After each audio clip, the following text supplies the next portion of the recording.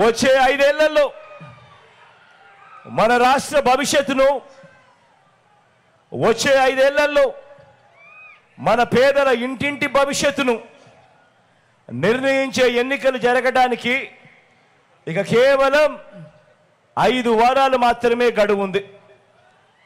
ఈ ఎన్నికలు కేవలం ఎమ్మెల్యేలను, కేవలం ఎంపీలను ఎన్నుకునే ఎన్నికలు మాత్రమే కావు.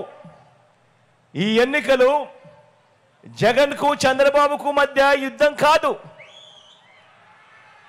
ఈ ఎన్నికలు ప్రజలను మోసం చేయటమే అలవాటుగా పెట్టుకున్న చంద్రబాబుకు, ప్రజలకు మధ్య ఈ ఎన్నికలు జరుగుతూ ఉన్నాయి. మీ జగన్, మీ బిడ్డ పేదల పక్షం, ప్రజల పక్షం అని కూడా గర్వంగా చెప్తా ఉన్నాను. ఈ యుద్ధంలో పేదల పక్షాన మీ బిడ్డ ఉంటే, ఈ యుద్ధంలో అటువైపున చంద్రబాబు దత్తపుత్రుడు,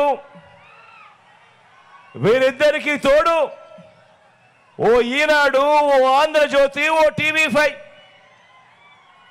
వీళ్ళు మాత్రమే సరిపోరు అని ఈ రాష్ట్రాన్ని విడగొట్టిన పార్టీ ఒక జాతీయ పార్టీ అయితే, ఈ రాష్ట్రానికి ప్రత్యేక హోదా ఇవ్వకుండా అన్యాయం చేసిన పార్టీ మరొక జాతీయ పార్టీ అయితే, వీళ్ళంతా కూడా ప్రత్యక్షంగాను పరోక్షంగాను అనేక సందర్భాలలో మన ప్రజలను, మన పేదలను మోసం చేసిన వ్యతిరేక పక్షం చంద్రబాబు నాయుడు గారి పక్షం.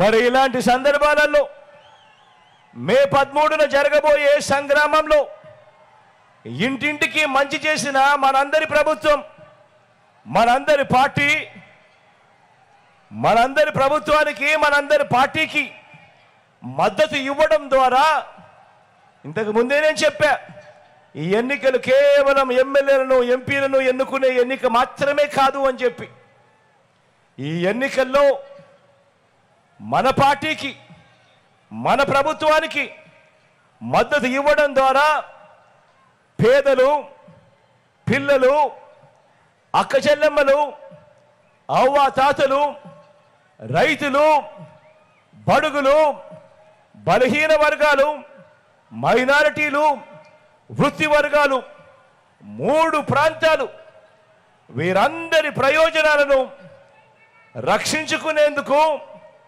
జరిగిన మంచిని కొనసాగించేందుకు మీరంతా కూడా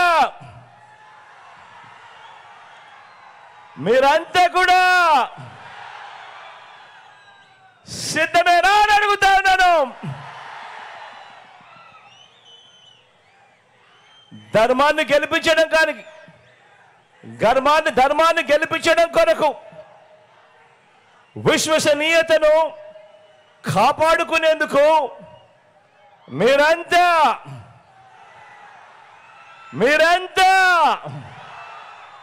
సిద్ధమేనా అని అడుగుతాను.